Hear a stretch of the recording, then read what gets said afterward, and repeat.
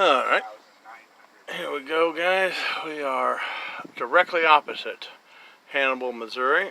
We are anchored in this neat little channel, whoops, for the night.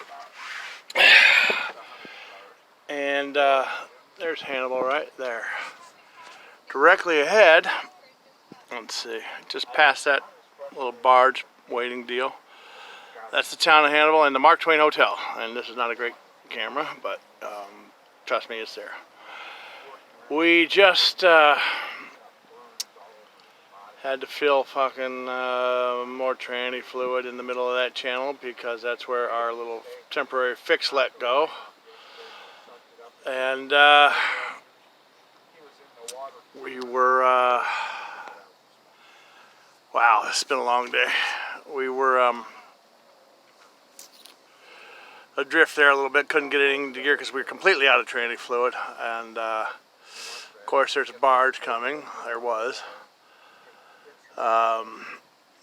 Basically the barge that was coming was right about here. That's at anchor right there waiting to be picked up. But this barge was, you know, slowly coming. We're adrift. We set the anchor and I slammed some tranny fluid in it real quick. And started back up, slammed her in gear, and then we limped on over from basically where that railroad bridge is, on the corner there, right at that bend. We drifted down and underpowered, limped along, and came into this hidey hole where we are now, in between this point and this point. And as you can see, we're out of the shipping lane, and we have good water here. Our anchor's holding. And there'll be plenty of more fun here with adding some more tranny fluid and sealer.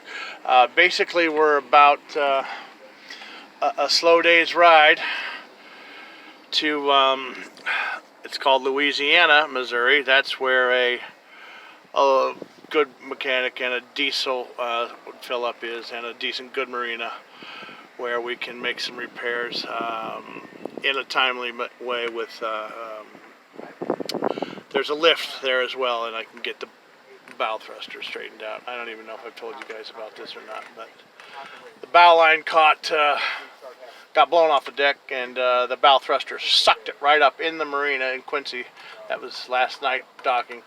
I spent 3 hours floating on my yellow